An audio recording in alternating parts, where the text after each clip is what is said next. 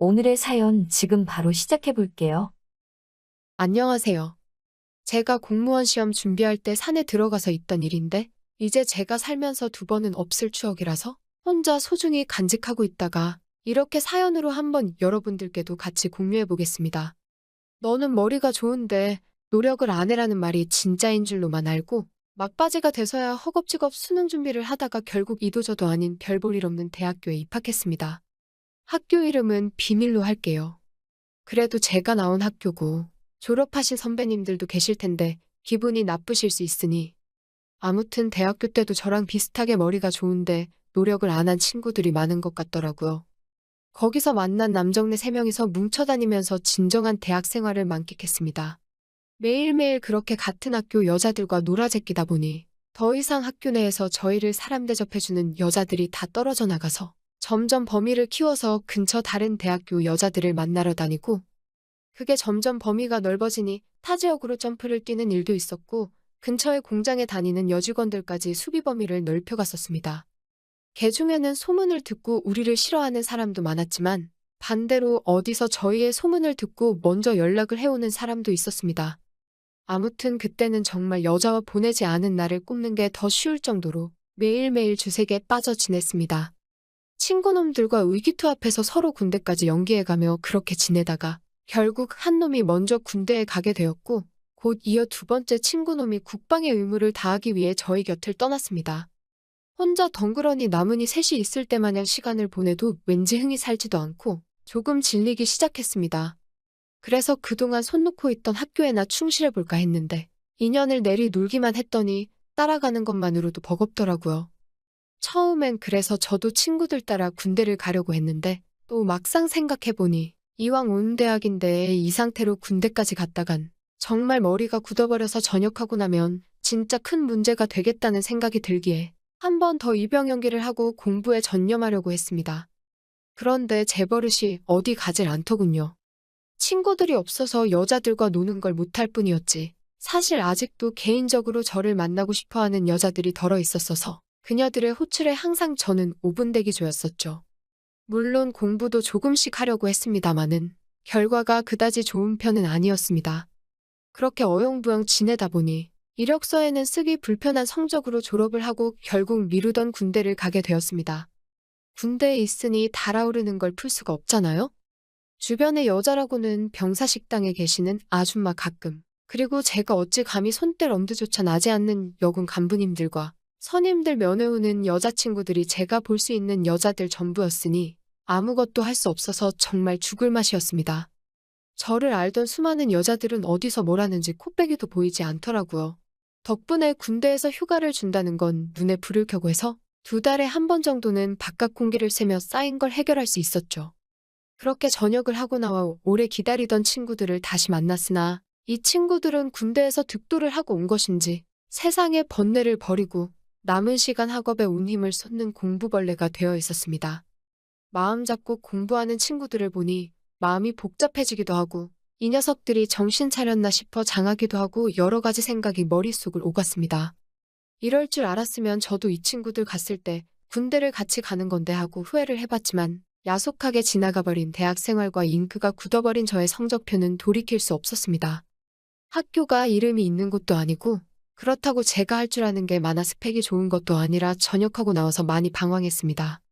전역 후에는 서울 본가로 돌아와 이제 용돈 받는 생활도 끝났고 가족의 일원으로 또 저의 미래를 위해서 생계전선에 뛰어들어야 했지만 도무지 저를 원하는 회사는 존재하지 않더라고요. 그 와중에 노력이라도 했으면 적당한 회사라도 찾을 텐데 자격증 공부한답시고 학원을 등록했더니 다 스펙 쌓을 겸 연애도 할 겸 해서 학원문을 두드린 여자들이 굉장히 많았습니다. 공부하라고 등록한 학원, 거기엔 공부를 하는 저는 없었고 대신 짧은 연애를 즐기기 위해 여자들에게 연락처를 받아내기에 혈안이 되어 있는 제가 있었습니다. 학원 간다고 아침나절에 나가서는 술에 떡이 되어서 저녁에 돌아오니 보통 웬만한 일로는 잔소리 한번 하지 않는 어머니가 보다 못해 저한테 한마디 하셨습니다. 그럴 바에는 기숙학원을 끊어줄 테니 공무원 준비라도 해보는 게 어떻겠냐고. 어머니는 저를 끝까지 머리는 좋은데 노력을 안 하는 착한 아들이라 믿고 계셨던 거죠. 지금도 다들 공무원 하지만 그때도 TV에서 공무원 시험 준비 광고로 유행한 노래가 있을 정도로 대세였습니다. 다시 한번 어머니의 도움을 받아 기숙학원에 들어가 공무원 시험을 준비하기로 했습니다. 기본적으로 기숙사 내에서 연애는 금지였고 아주 보수적인 스케줄로 학생들을 스파르타식으로 가르쳐주는 학원이었습니다. 여기라면 저도 뭐라도 될 것 같은 기대를 했는데 저뿐만 아니라 학원 안에는 정말 반골기질을 가진 저 같은 학생들이 많았습니다. 굳이 금지시켜놓은 연애를 꼭 거기서 해야 하나 싶었는데 몰래 어디서 술을 구해와서 나름 청춘의 한 페이지를 써내려가는 학생들을 보니 저도 굳었던 결심이 서서히 무너지기 시작했습니다. 결국엔 하지 말란 연애를 시작했고 기숙사 화장실에서 몰래 만남을 갖다가 들키는 바람에 중간에 집으로 돌아오게 되었습니다. 부모님께 이제 2번 다시 실수하지 않겠다. 나를 믿어달라 손이 발휘되도록 빌었습니다. 저의 진심이 통했는지 마지막 기회를 줄 테니 한번 잘 해봐라 하시더라고요. 그래서 집에 틀어박혀 공부를 시작했는데 집 주변에는 유혹이 너무 많았습니다. 부모님이 출근하고 집이 비면 조금만 더 자다 해야지 하면서 하루 이틀을 보내니 진도가 나갈 리가 만무했죠. 이대로는 안 되겠다는 생각이 들어 고민을 해봤는데 제 인생에서 여자를 제일 잘 참아냈던 건 군대였습니다. 세상과 단절된 곳이라면 이겨낼 수 있지 않을까 했는데 마침 집에서 1~2시간 거리에 있는 절에서 학생을 받는다는 걸 보았습니다. 학생 수도 딱 3명만 받는 거고 해서 여기라면 될 것 같다는 생각이 들어 부모님께 말씀드리고 저는 절로 들어가게 되었어요. 정말 신이 돕는가 싶을 정도로 제가 절에 찾아가고 한참 동안 학생은 저 한 명밖에 없었습니다. 여자가 있기는 했는데 공양주라고 부르는 식당 아주머니 한 분과 제 옆방에 여스님이 한 분 계셨어요. 아무리 여자를 좋아라 하는 저지만 아주머니는 저의 수비범이 바뀌었고 그나마 여스님이 제 또래처럼 보였는데 그 회색 승복을 입고 머리카락이 없으니 눈에 들어오지는 않았습니다. 피부가 곱고 얼굴이 어려 보이는 게 저보다 1~2~3살 아래겠거니 싶었는데 화장도 안 하는 데다가 머리까지 밀어놓으니 그냥 어릴 적 학교에 좀 예쁘장하게 생긴 동성친구 같다는 느낌도 들어서 딱히 관심도 생기지 않더라고요. 마주치면 인사 정도만 간단히 했는데 그래도 여자인 건 제가 의식을 했는지 공용시설인 화장실이나 샤워장을 쓸 때는 마주칠까봐 긴장을 하기는 했습니다. 매번 제가 사용하고 싶을 때마다 문에다 노크를 몇 번을 하고 기다리다가 들어갔는데 어느 날은 그러고 있는 제 모습을 보고 재밌었는지 저를 보고 웃더라고요. 또 여자라고 웃는 모습을 보니까 마음이 놓여서 그런가 그때부터 조금 말을 트고 지냈습니다. 조금 내성적이긴 했지만 말은 잘 통했는데 대화를 나눠보니 절에 온 지는 1년 정도밖에 안 됐고 가정환경 때문에 어려서부터 방황하다가 모든 게 실증이 나서 작년에 다 포기하고 절로 들어왔다고 말하더군요. 아버지가 재혼을 하면서 가족들에게 버림받고 여기저기 옮겨다니며 살았다는 이야기를 하는데 조금 우여곡절이 많았던 것 같아 제가 너무 속편히 살아왔나 싶은 생각도 들었습니다. 그때가 딱 스마트폰이 처음 나오기 시작한 시기였는데 제 그 당시에 최신식 스마트폰을 보고 엄청 신기해하더라고요. 속세의 물건에 아직도 아쉬움이 많은 듯해서 스님 아주 땡중이시라고 농담처럼 말했는데 그녀도 스님이 된 건 좋은 선택이 아닌 것 같다며 기회가 되면 언제든지 여기서 나가고 싶다고 이 생활이 지긋지긋하다는 식으로 대답했습니다. 대화를 하다가 알게 돼서 놀랐는데 그녀는 저보다 나이가 3살이나 더 많은 20대 후반이었던 거죠. 공기 좋은 곳에서 풀만 먹으면 얼굴이 젊어지는 건가 하는 생각이 들었습니다.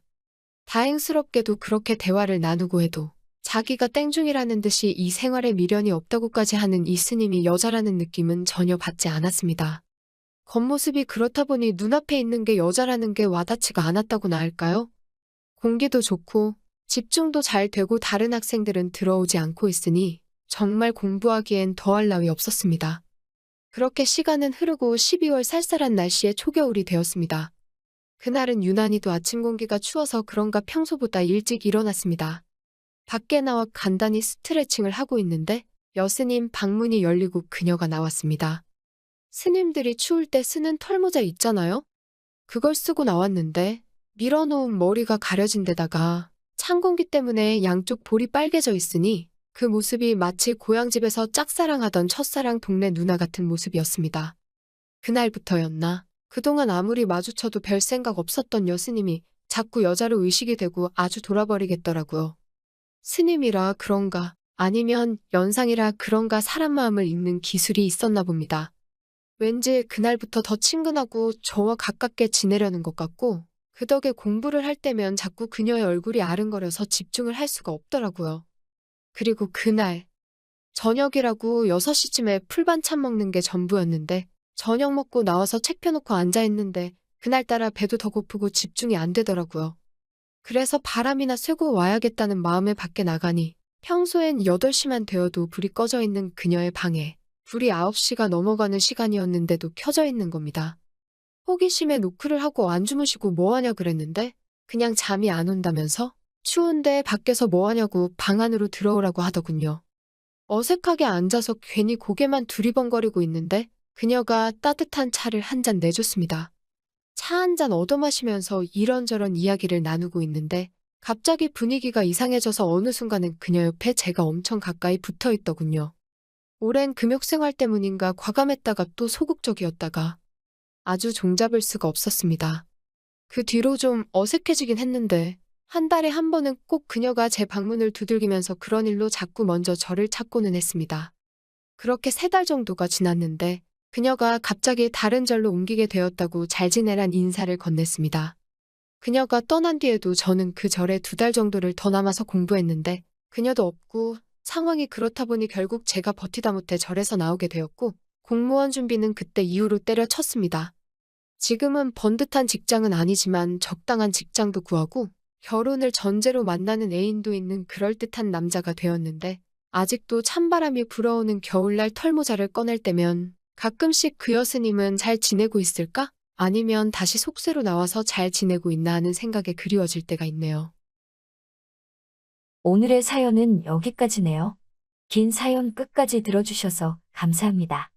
구독과 좋아요 잊지 말아주세요. 안녕하세요, 여러분.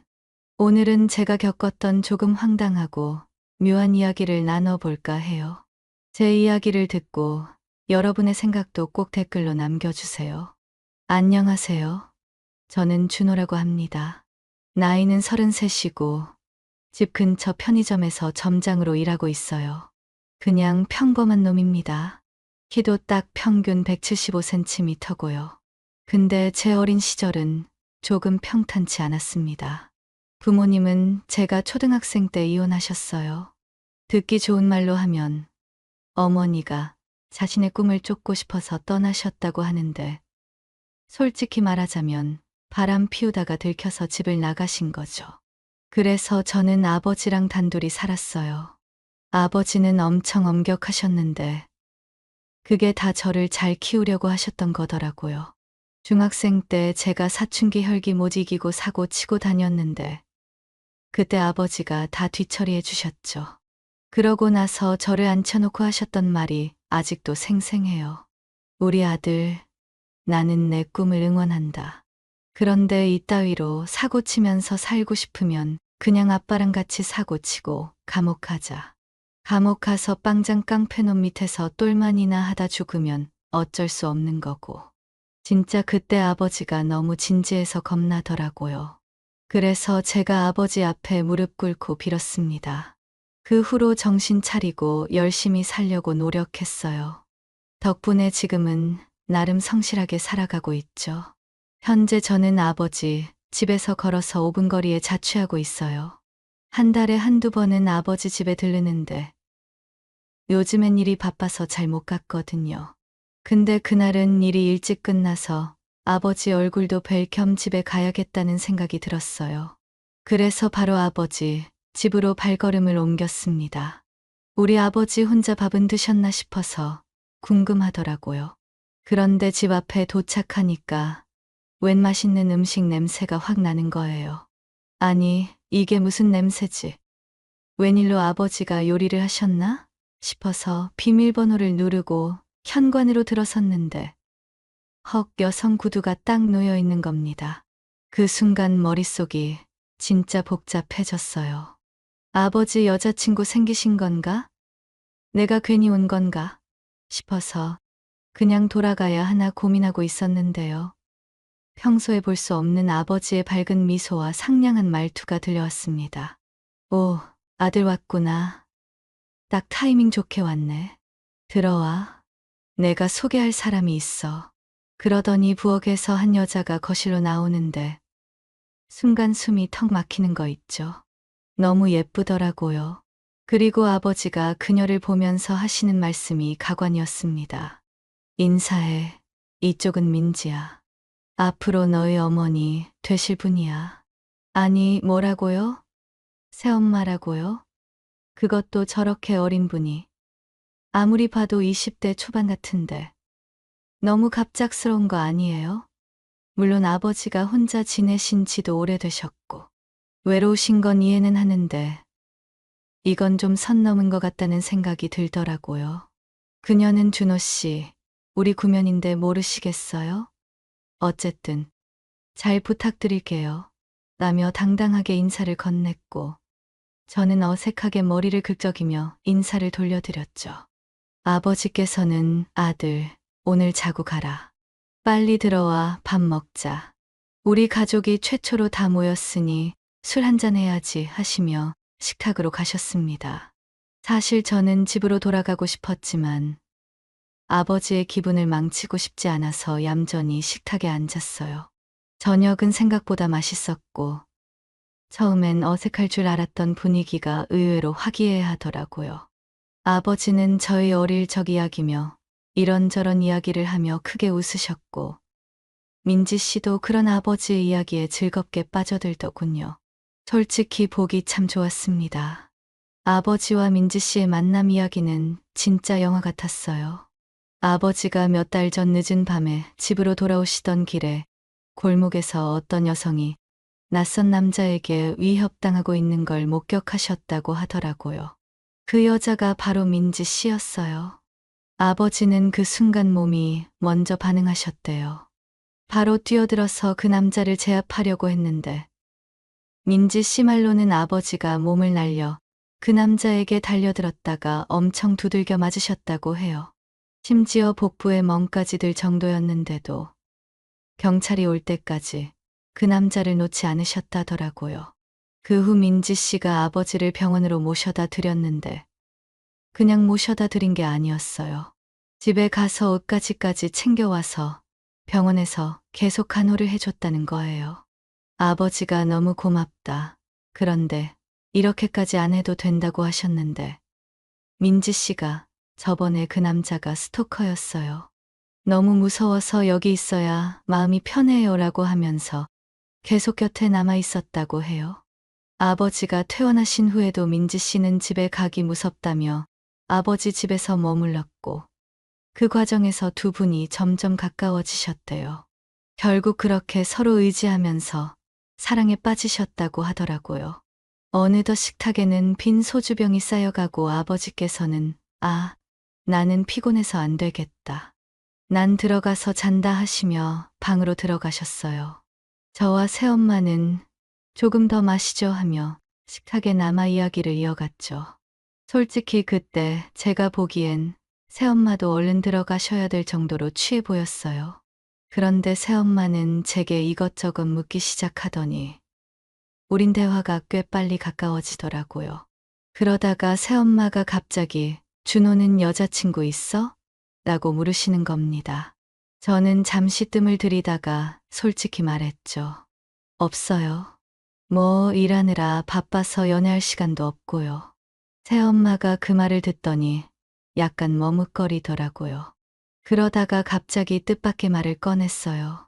사실은 내가 너 보려고 편의점에 자주 갔었어. 그래서 아까 구면이라고 한 거야. 근데 날 못 알아보다니 좀 섭섭하네. 저는 그때서야 편의점에 자주 오던 손님이 새엄마였다는 걸 떠올렸어요. 정말 생각지도 못했던 이야기였죠. 그녀는 진지한 눈빛으로 저를 보며 말을 이어갔어요. 내가 우리 남편이랑 결혼하기로 마음먹은 날, 사실 너랑도 좀 가까워지고 싶어서였어. 그래서 더 자주 갔던 거야. 저는 새엄마가 진심으로 우리 아버지와의 결혼을 생각하고 있구나 싶더라고요. 뭔가 진지하게 느껴졌어요. 그런데 그 순간 새엄마가 자리에서 일어나더니 안주 좀 더 가져올게 라며 비틀비틀 걸어가다가 넘어질 뻔한 거 있죠. 제가 바로 달려가 부축하면서 진짜 그만두시고 이제 쉬세요라고 말했어요. 결국 그녀를 방으로 모셔다 드렸고 저는 부엌에서 뒷정리를 하고 있었습니다. 그런데 갑자기 새엄마가 욕실로 들어가더니 씻고 자야겠다라며 샤워를 시작하더라고요. 저는 뭐 씻으시든 말든 내 할 일이나 하자 하고 뒷정리를 마무리하고 제 방으로 들어갔어요.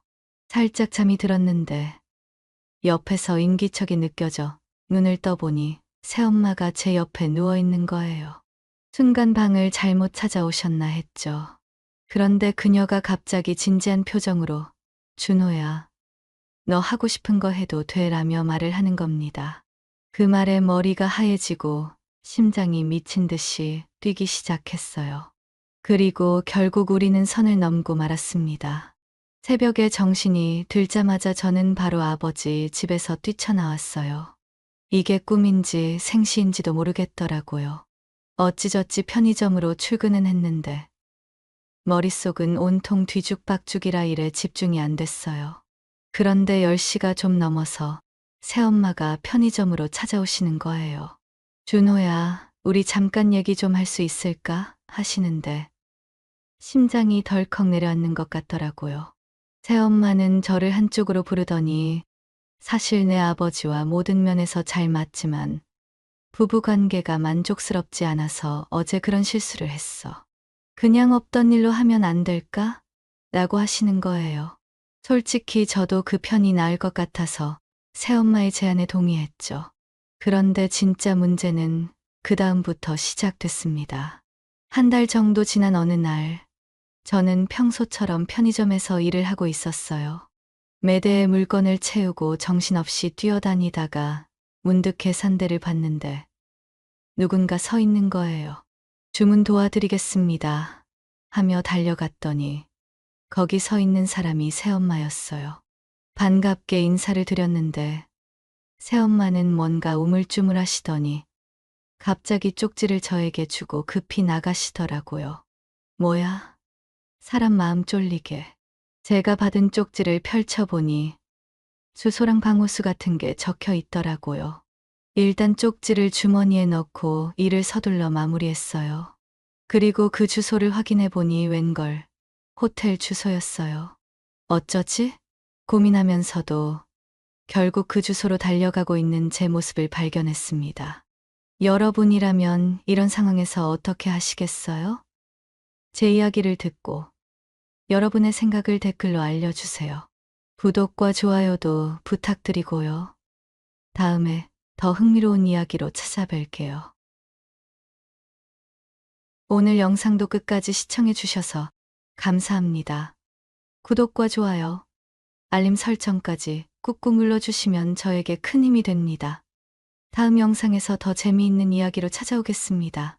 안녕. 안녕하세요. 인간이요. 생명을 유지하는데 꼭 필요한 것들이 몇 가지 있지요. 첫째는 먹어야 하고요. 네, 당연히 먹어야 하겠지요. 그리고 두 번째는요. 싸야 됩니다. 아유, 제가 좀 싸라고 그래갖고 좀 적급했나요? 어쨌든 쉽게 표현하기 위해서 먹고 싸고 그리고 또 한 가지 잠을 자야 되겠지요.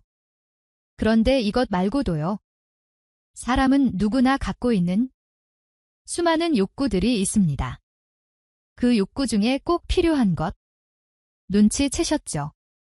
바로 성에 대한 욕구입니다. 아, 이 욕구. 이 잠자리의 사랑. 이라고 우리가 표현하는데 이 잠자리의 사랑이 없이도 사람이 죽는 건 아닙니다. 그렇지만요. 아, 이 사랑의 질과 양에 따라서요. 살아가는 삶의 만족도가 달라집니다. 그러면 오늘 어떻게 부부간에 혹은 연인간에 이 사랑을 나눌 때 우리들의 삶과 질이 높아지고 행복할 수 있을까? 하는 말씀을 나눠보도록 하겠습니다. 신이 우리에게 준 최고의 선물, 잠자리의 사랑. 말씀드려 보도록 하겠습니다. 말씀드리기 전에 오기네 TV 구독과 좋아요 누르시는 것 기억하시죠? 예, 영광입니다. 자, 그러면 첫 번째로 말씀드리겠습니다. 첫 번째, 부부지간에 서로 성감대를 개발하자입니다. 잠자리는 혼자 하는 게 아니죠. 서로 상대방의 몸을 알아야만 쾌감도 더욱 배가 되게 느낄 수 있습니다. 그런데요. 서로 부끄러운 부분을 보여주기 싫어서 늘 불만 끄고 하고 그러면 다 개발이 되지 않습니다. 상대방이 의 몸을 바라보기도 하고요. 부끄럽지만 그 부끄러운 부분도 보여줄 수 있는 그런 당당함이 있어야 됩니다. 그리고 애무를 해주면서요. 어디가 좋은지, 어느 곳이 예민한지 잘 알아내야 정확히 부부 시간에 서로 좋아하는 것을 찾아낼 수 있어야 됩니다. 아무리 예민하고 소중한 부분이라도요. 그 부분을 애무했을 때 느끼지 못하고요. 자극이 너무 심해서 아프다고 느끼는 사람들도 있을 겁니다.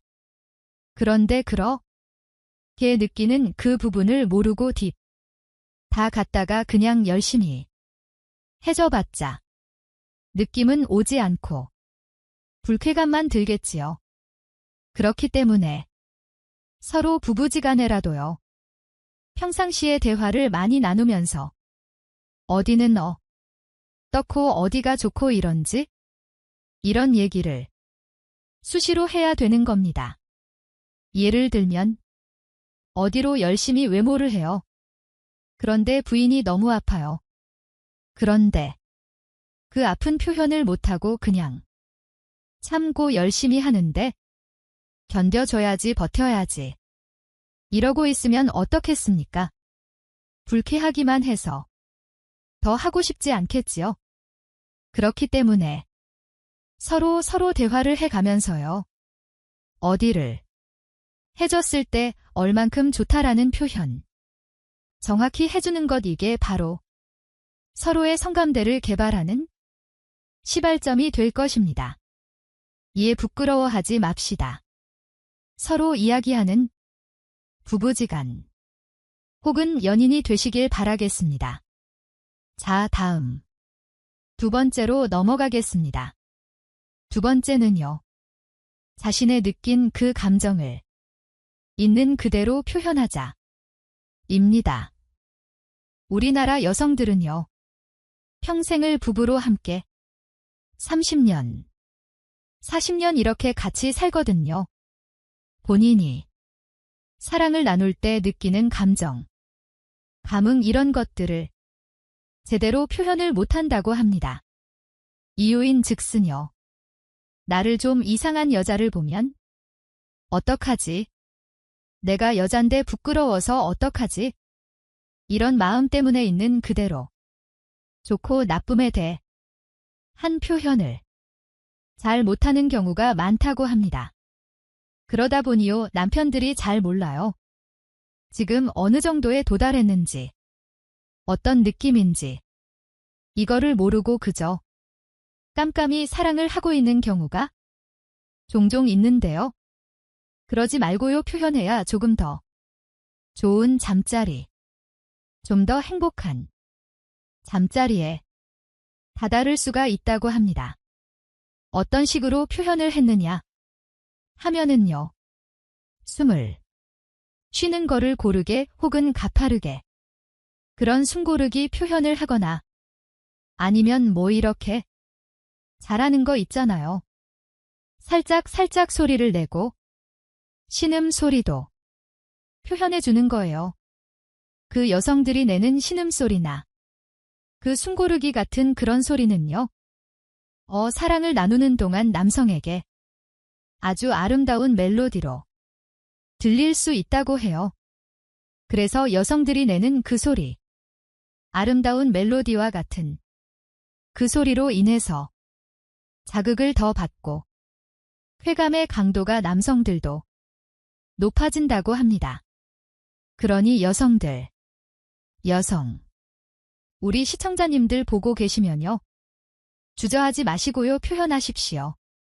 좋다고 그리고 나쁘다고요. 이 사랑의 시작과 끝은 그 자기의 감정과 표현. 그 표현을 정확히 해주는 데서 나타나기도 합니다. 다음 세 번째로 넘어갑니다. 세 번째는요. 부드럽게 그리고 천천히 사랑을 나누자입니다. 이 잠자리의 사랑은요. 빨리 해야 되고 얼른 해야 되고 막 정신없이 휘몰아치게 하는 게 아니고요. 천천히 음미하면서 나누는 그 사랑이 정말 깊이 있게 오래도록 그 여운이 남겨지는 사랑이라고 합니다. 그래서요. 이쪽 봉우리에서 저쪽 봉우리로 그리고 또 아주 소중한 그곳의 경지를 다다르면서 하나하나 느끼고 또 음미하는 그런 사랑이 정말 절정에 이를 수 있는 사랑이라고 하는데요. 특히 여성 같은 경우는요. 이렇게 깊이 있는 사랑을 느끼고 또 만족할 때 세상에 힘들었던 그 어려움이 모두 잊혀지고요. 더 이상 부러울 것도 없고 아쉬울 것도 없었고 오로지 그 순간, 너무 행복한 그 순간에 취해서 그 다음날 또 힘든 어려운 일들을 견뎌내고 이기고 한다고 합니다. 물론 여성들이 그렇다고 하지만요. 남성이나 여성이나 마찬가지로요. 함께 잠자리에서 나누는 그 부드러움, 그리고 천천히 음미하는 그 사랑으로 인해서요. 힘들고 어려운 그런 하루하루를 견디고 버텨내는 그 버팀목에 힘이 되는 그런 과정일 것입니다. 내 부부간에 둘이 잠자리에서 나누는 그 사랑. 여러분 막 성급하게 급히 하려고 하지 마시고요. 즐기고 느긋하게 음미하시길 바라겠습니다. 아주 중요합니다. 다음 마지막 네 번째입니다. 네 번째는요. 서로 입맞춤을 잊지 말고 나누자입니다.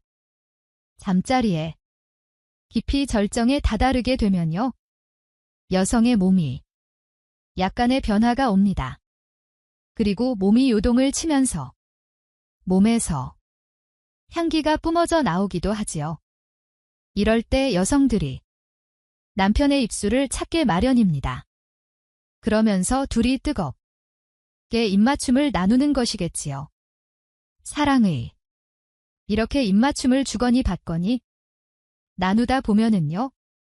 낮에 혹시 서로 티격태격 싸우고 밉고 그리고 속상해서 얄미 누웠던 그 모습들이 언젠가 다 사그라들고요. 서로 행복한 기운만 남고 주고받는 입맞춤 속에서 사랑의 에너지가 느껴집니다. 서로의 몸과 마음에서 느껴지는 그 에너지를 열심히 상대에게 전달해주면서 서로는 하나가 되고요. 그리고 사랑의 에너지가 다 협조, 말하게 되는 것입니다. 그래서 이 사랑하는 부부끼리 잠자리에서 사랑을 나눌 때 반드시 입맞춤을 꼭 하셔야 되는 겁니다. 우리가 이 나이에 이렇게 오래 살았는데 무슨 입맞춤이야. 적당히 사랑이 나고 말지라고 말씀하시는데요. 그러면 안 돼요. 꼭 사랑 하실 때 입맞춤 하시는 거 잊지 마시고 나누시기 바라겠습니다. 부부가 잠자리에서 사랑을 나눈다는 거예요. 어떻게 하면 좀 더 깊이 있고 애정이 가득한 그런 사랑을 나눌 수 있을까라는 말씀을 드렸는데요. 부부간에 나누는 잠자리 사랑은요. 결국 두 사람이 나누는 언어고요. 그리고 둘이 같이 함께 행복하기 위한 아주 아름다운 동작입니다. 서두에서 말씀드렸지만 신이 우리에게 나누어 준 정말 큰 축복의 선물이기도 합니다. 여러분의 가족끼리라는 말씀? 정말 그런 말씀 하지 마시고요. 더 자주 더 깊은 사랑. 함께 나누시길 바라는 마음에서 오늘 영상 만들어 봤습니다. 오늘 끝까지 함께 시청해 주신 여러분 아마 복 받으실 거예요. 하루하루 행복하시길 바라겠습니다. 오늘도 감사합니다. 또 뵙겠습니다. 안녕히 계세요.